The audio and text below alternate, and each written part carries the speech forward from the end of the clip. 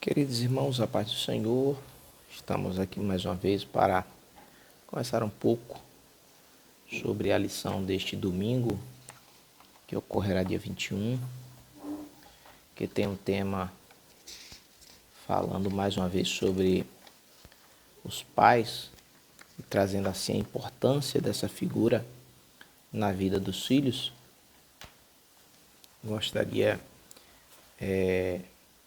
também de fazer menção para que nós não entendamos ou pensemos que apenas esta lição está falando sobre essa figura, mas todas elas têm essa ligação e hoje será apenas mais um complemento, né, para que nós entendamos melhor essa relação social, a relação na família e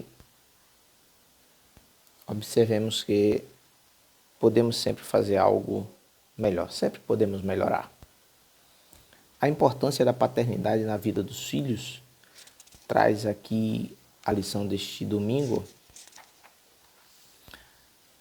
Duas famílias muito conhecidas à luz da Bíblia, sendo tratada, exemplificada aqui na pessoa dos seus sacerdotes, seus líderes, a família do sacerdote Eli e também do profeta Samuel, sacerdote do Senhor.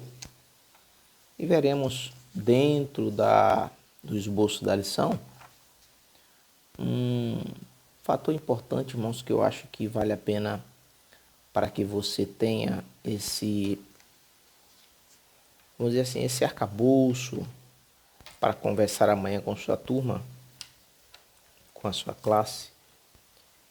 Na lição, os seus objetivos falam sobre conceituar a expressão paternidade, né, segundo a Bíblia, e apontar os tipos de paternidade que são prejudiciais para a família, destacando também a importância e o valor da paternidade responsável na formação espiritual e moral dos filhos.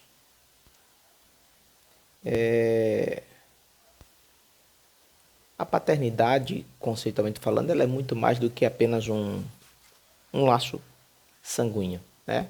Como você pode ver alguns conceitos, ela sempre apontará o laço sanguíneo como um conceito mais palpável para esta expressão pai, mas vai muito além disso. É tanto que a gente tem aí às vezes um jargão do mundo que diz pai é quem cria, não é? Então é muito mais do que um laço consanguíneo.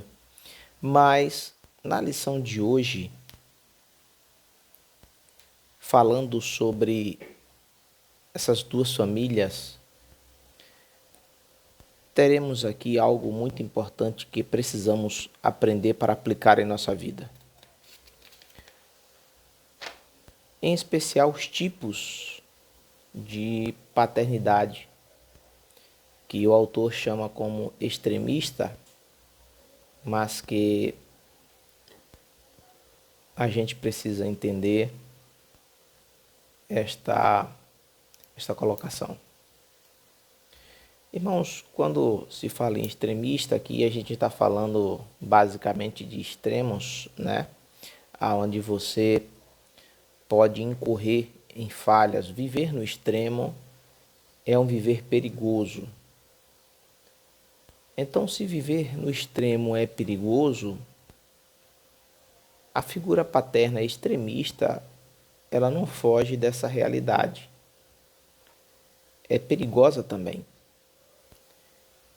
Perigosa não necessariamente para a figura paterna, que não deixa de ser perigoso para ele, mas é muito mais perigosa para as figuras dos filhos, esposa e do conjunto da obra da família. Por quê? Porque assim como você vive no extremo, você corre muitos riscos.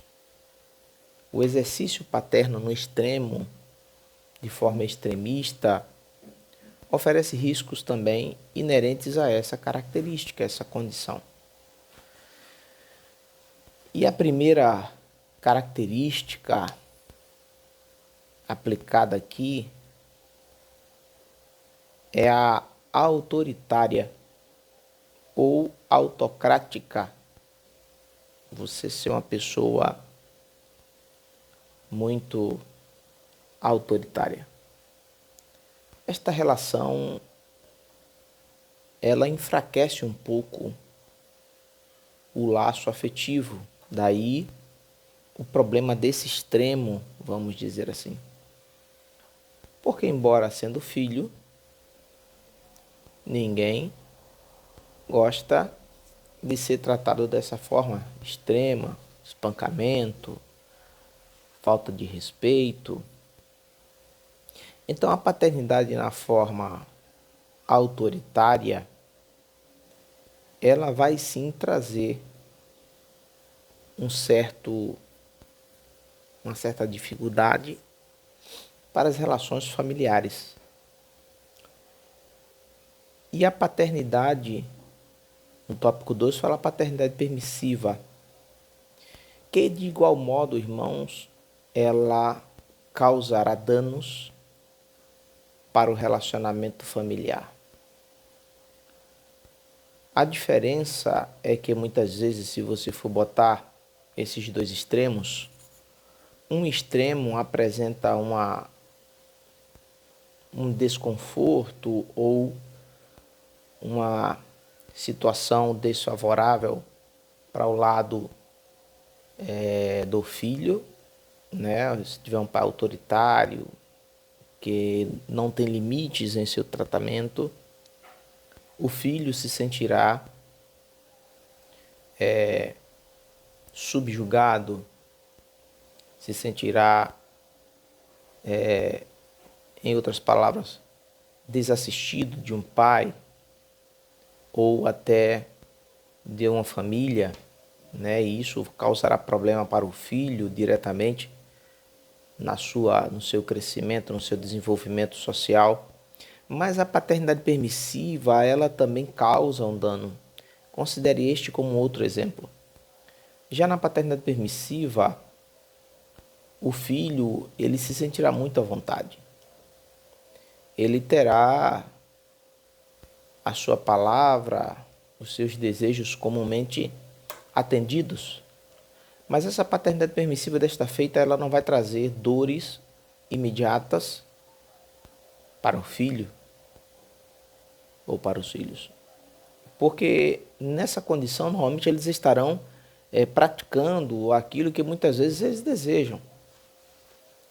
Porque os pais não terão, vamos dizer assim,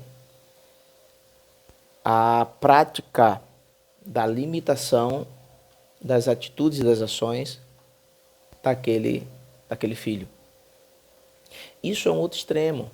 Só que se você observar, quem está sendo o ofendido nessa parte não é mais o filho, mas sim as figuras paternas, né? A figura do pai e da mãe. Porque, por ora, o problema externo contraído por aquele que não teve o limite literalmente apresentado, ele adentrará as portas da sua casa. Então não é porque o filho ele tem liberdade, quando eu cito aqui uma liberdade irrestrita, que tudo está bem. Ao filho, eu digo, seu pai certamente está sofrendo.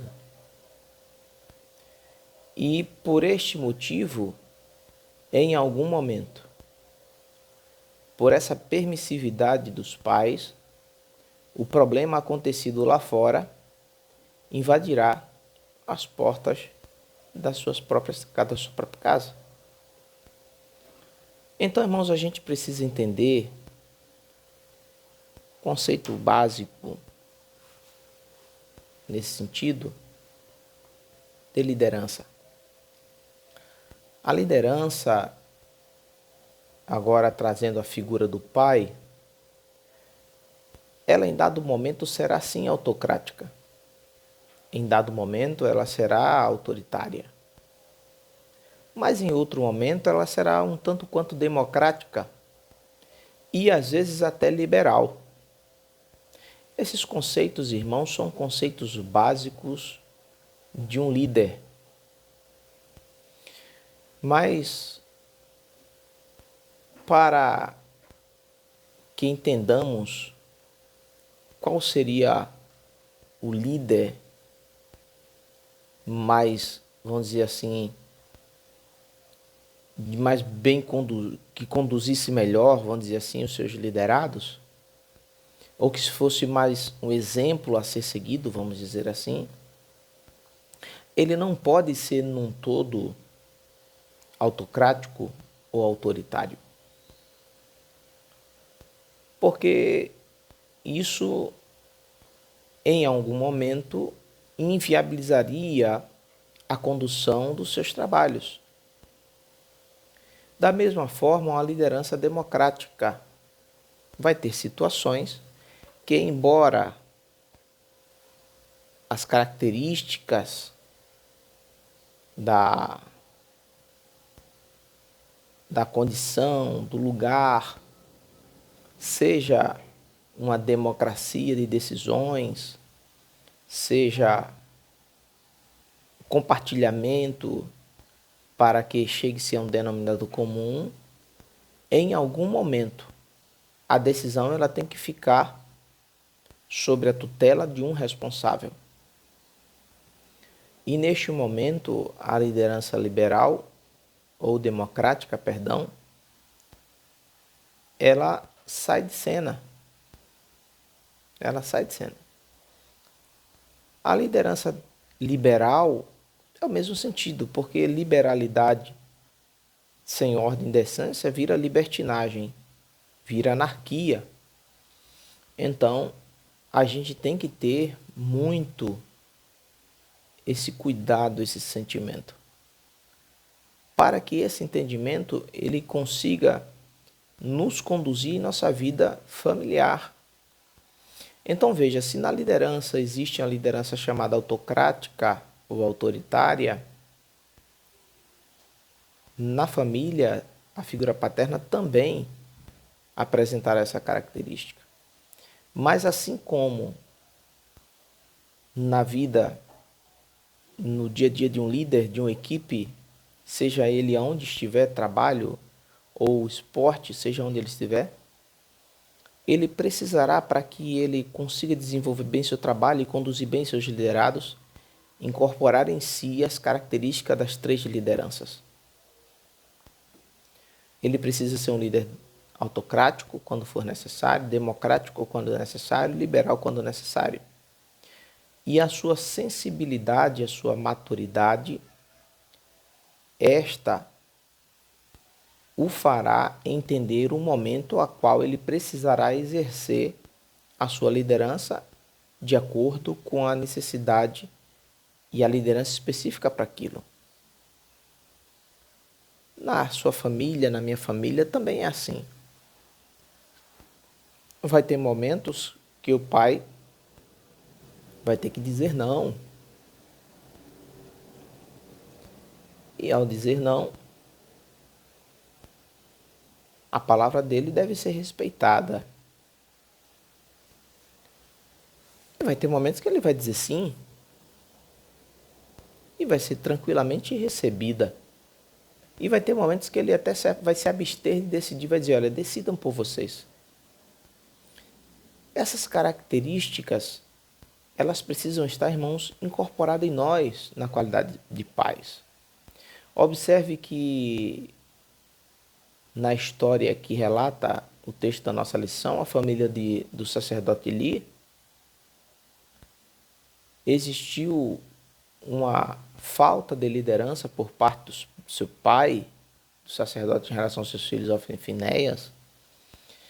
E essa falta dessa liderança levou à derrocada à própria família. É só entendermos, irmãos, que a família do sacerdote Eli foi descontinuada a condição de sacerdócio. Eles eram de uma linhagem sacerdotal. E por causa dessa falta por parte do pai, os filhos sofreram as consequências e a família como um todo, ela padeceu o resultado. Você imagina que você tem uma família que faz parte da linhagem sacerdotal e de repente, por causa do líder da família, toda a sua prole perdeu um privilégio. Assim aconteceu na família de Levi. Não houve por parte do sacerdote a preocupação em, dado momento, é claro, colocar um limite nas atitudes dos seus filhos, mas pelo contrário, como a Bíblia nos registra em Samuel, ele até sabia, entendia que era vergonhoso,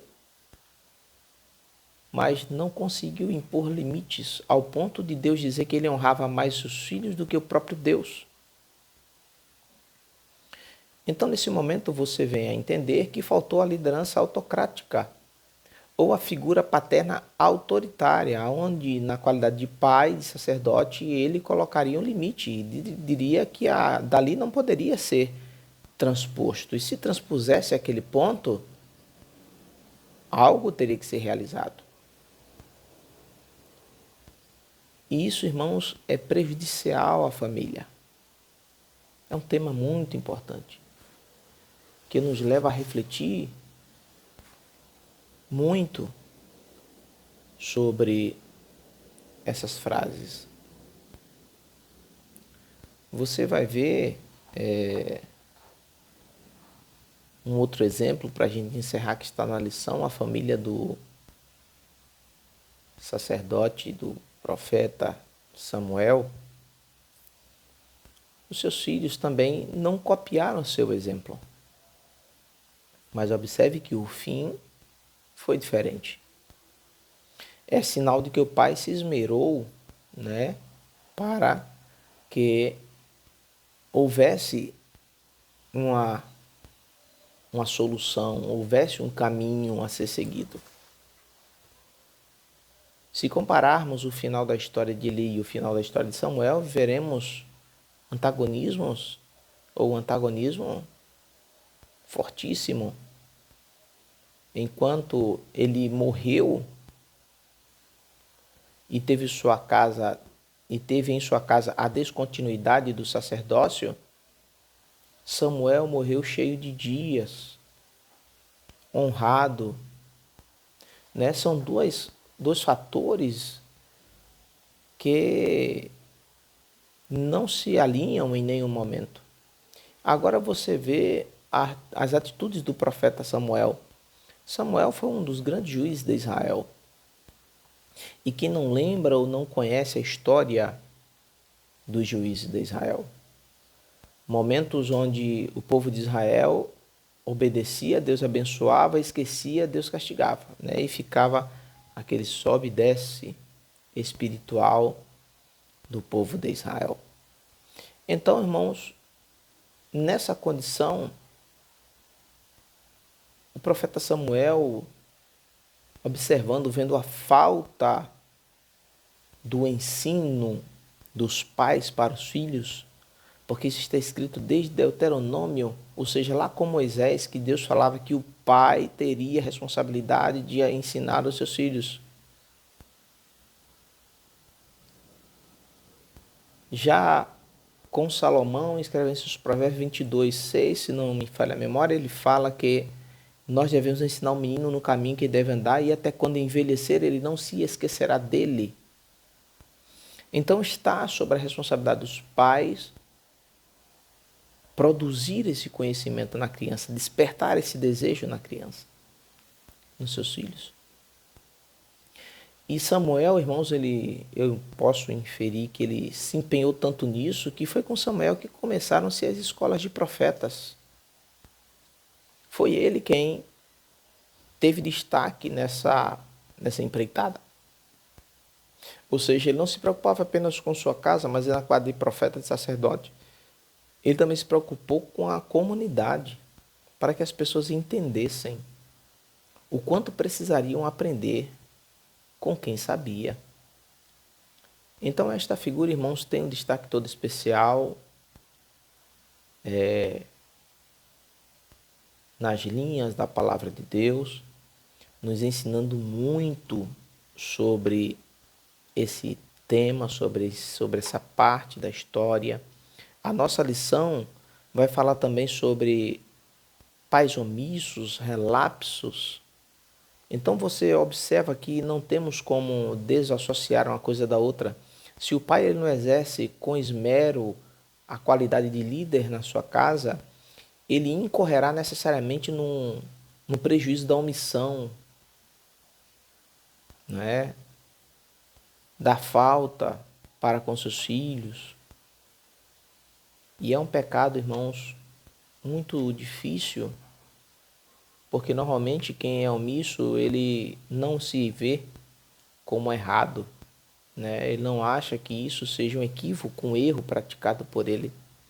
Então oremos pela nossa família, pelos nossos queridos irmãos, papais, mamães, para que Deus dê o seu direcionamento. Eu espero que essas palavras, poucas, elas tenham sido de valia para você, que você consiga entender melhor o seu dia a dia e conseguir aplicar esses ensinamentos, sendo conhecedor que a falta da aplicação disso causa sim danos, prejuízos simbólicos para a vida da família, a vida do pai, a vida da mãe, a vida dos filhos, a vida de uma descendência, porque uma vez que o filho aprende errado, quando ele constituir a sua família, ele ensinará errado, e isso vira um ciclo vicioso, a qual o inimigo ele aproveita para ali semear a sua semente, né? Então, entendamos melhor os ensinamentos da palavra do Senhor, as nossas obrigações, nossos compromissos, para que nós venhamos ser canais de bênção na vida daqueles que estão conosco, em nome de Jesus. Que Deus abençoe a você, continue conosco, nos ajudando, abençoando, e em nome de Jesus, continue orando por nós para que Deus continue nos dando força, sabedoria, graça para seguirmos essa nossa caminhada, em nome de Jesus. Amém. Deus abençoe.